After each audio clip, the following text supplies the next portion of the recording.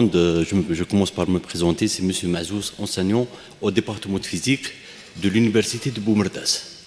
Donc le travail que nous allons présenter aujourd'hui s'intitule, ou bien, bon, le titre est en anglais, donc il concerne une revisite des propriétés structurales et électroniques et une prédiction des propriétés thermodynamiques et des spectres des phonons et en particulier donc les instabilités induites par pression, c'est-à-dire dues à une transition de phase dans le SCSB et le SCBI, en utilisant donc les méthodes de premier principe, ab initio.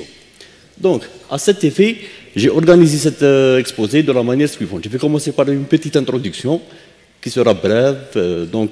Ensuite, ça sera donc les méthodes de calcul, et après, ça sera donc les résultats et discussions. Et enfin, je vais terminer par une conclusion. Donc, les matériaux en question auxquels, ou bien qui font l'objet de cette étude, donc, sont des pnictides de scandium. Donc, c'est le SCSB et le SCBI. Donc, qu'on voit ici sur la classification périodique. Donc, la motivation qui nous a incité à mener ce petit travail, donc, tout d'abord, c'est de s'assurer de la stabilité structurelle et dynamique de ces matériaux dans leur ground state, donc dans leur état fondamental, structure plutôt fondamentale, et aussi d'apporter une contribution à la compréhension des propriétés de ces nouveaux matériaux afin d'enrichir la littérature qui permettra aux expérimentateurs la synthétisation de ces composés. Et c'est beaucoup plus pour une application donc, pour les revêtements et dans les milieux hostiles, tels que l'espace. Voilà.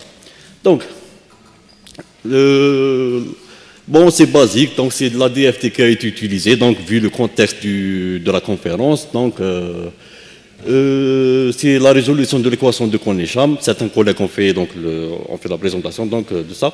Donc, ici, donc, dans la DFT, donc, la variable de base, c'est la densité électronique qui permet de remonter à toutes les propriétés donc, du système étudié. Et là, on a donc, la théorie de la fonctionnelle de la densité. Elle a fait l'objet d'un prix Nobel de chimie, je précise bien de chimie, pour Walter Kohn, tel que montré sur l'image ici.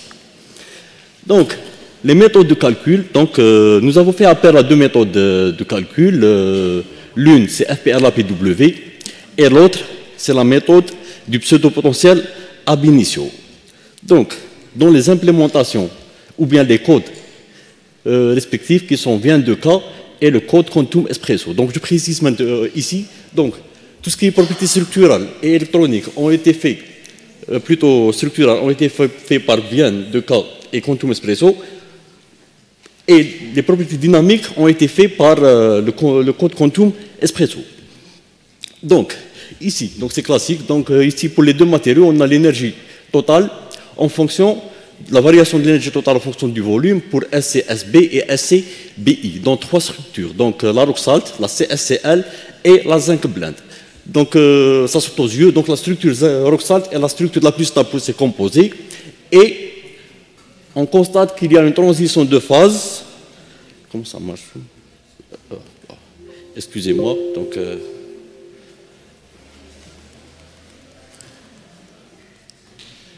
je suis en train de chercher le pointeur. Bon. Donc, on a une transition de phase rock salt CSCl pour les deux composés. Donc, ceci a fait l'objet de plusieurs études, notamment plusieurs articles ont travaillé sur ça. Donc, ils ont tous, se sont tous mis d'accord sur le fait qu'il y ait une transition de phase de la rock salt vers la CSCl. Donc, ça, nous avons reporté nos résultats concernant le paramètre de maille et le module de compressibilité, donc par FPRLAPW, GGA, LDA et la méthode du pseudo-potentiel.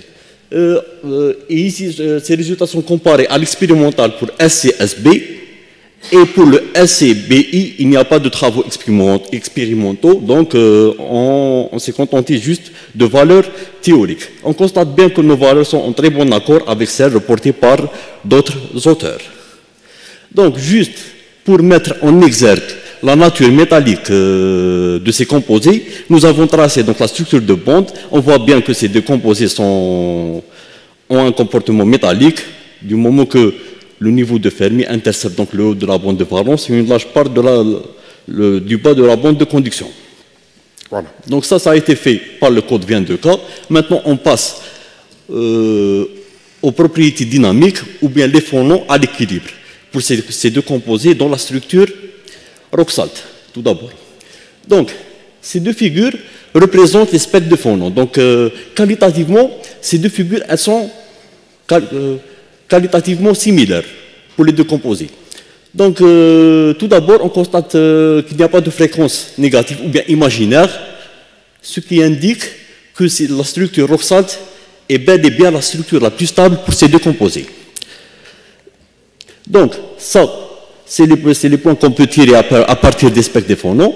Donc, tout d'abord, comme je viens de le dire, l'absence de fréquence négative indique la stabilité dynamique.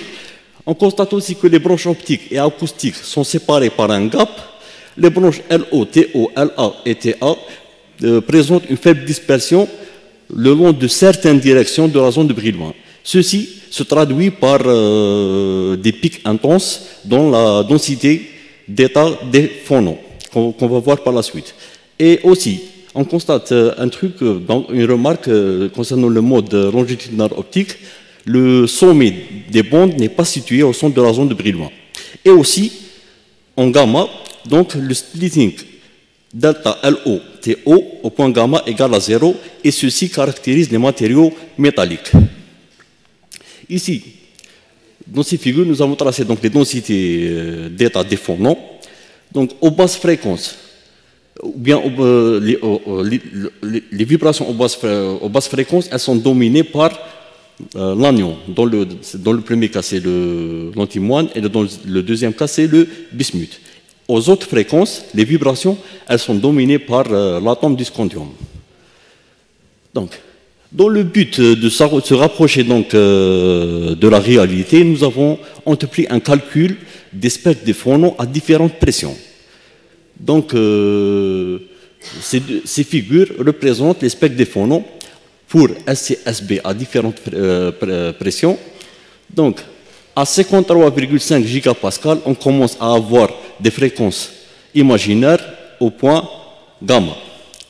Et elles s'accentuent lorsque la pression augmente. Ce même phénomène a été, ou bien le même calcul a été fait donc pour SCSB, et on a trouvé que les fréquences négatives, ou bien imaginaires, ou bien les mondes mous, commencent à apparaître à 45 gigapascal. Donc ces pressions, elles indiquent une transition de phase structurale de ces composés. Au préalable, nous avons mentionné qu'il y a une transition de phase de la structure Roxalt vers la structure CSCl. À cet effet, dans ce tableau, donc, nous avons calculé aussi donc, la pression de transition statique. Donc, pour SCSB, elle est à 43,34 gigapascal. Et la pression de transition dynamique, elle est 53,5. Plus ou moins, c'est dans le même ordre de grandeur.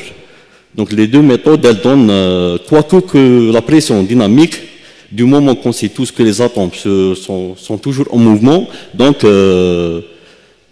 elle pourrait bien apporter une précision concernant la valeur obtenue. Et aussi, elle est comparée à l'expérimental. Donc, on a une valeur de 43 gigapascal et une autre de 28 pour le SCSB. Pour le SCBI, donc la valeur obtenue par le calcul de l'énergie du gypse, ou bien statique, c'était 34 gigapascal.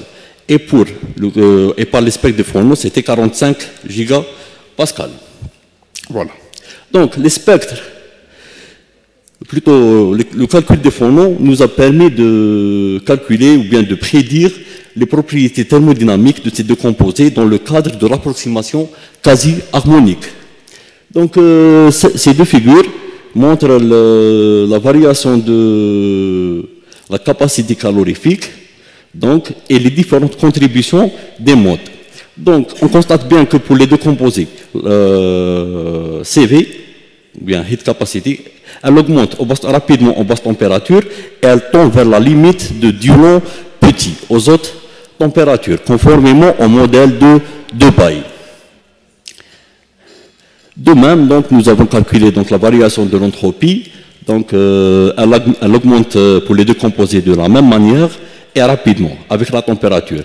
Et le calcul, il importe de mentionner que ces calculs, ou bien la gamme de température choisie, elle est de 0 jusqu'à 1000 degrés Kelvin. Oui. Donc, là, donc, c'est l'énergie interne pour les deux composés, avec les différentes contributions. Et en dernier lieu, ou bien en avant-dernier lieu, donc l'énergie libre de vibration. Donc elle diminue en fonction de la température et pour toutes ces grandeurs thermodynamiques, la majeure contribution elle est due au mode acoustique de l'antimoine et du bismuth et au mode optique du scandium, dans les deux composés. Donc, en dernier lieu, donc, nous avons calculé le déplacement quadratique moyen donc, pour les deux composés. On constate qu'il augmente avec la température et c'est l'atome le plus léger qui bouge le plus. En conclusion, donc, SCSB cristallise dans les structures, la structure oxalte. On a une transition de phase de l'oxalte vers la CSCl. Ils sont de nature métallique. Concernant les propriétés dynamiques, SCSB et SCBI, dont la structure oxalte sont dynamiquement stables, la densité d'état des phonons montre qu'aux basses fréquences, les vibrations elles sont dominées par le scandium, l'atome de scandium, et aux hautes fréquences, c'est l'anion ou bien l'antimoine et le bismuth qui dominent les vibrations. La transition de phase, nous avons trouvé que ce soit par les deux méthodes, nous avons trouvé donc une pression de transition de phase du même ordre de grandeur. Et les propriétés dynamiques, comme je viens de le dire, donc obéissent au modèle de Debye. Donc l'entropie elle obéit au deuxième et troisième principe de la thermodynamique. La principale contribution aussi dans les propriétés thermodynamiques est due aux branches optiques du scandium et aux branches acoustiques de l'anion. Et concernant donc le déplacement quadratique moyen, donc c'est les atomes les plus légers qui sont le plus affectés par le déplacement. Voilà, ça c'est les références. Voilà. Et je vous remercie pour votre attention.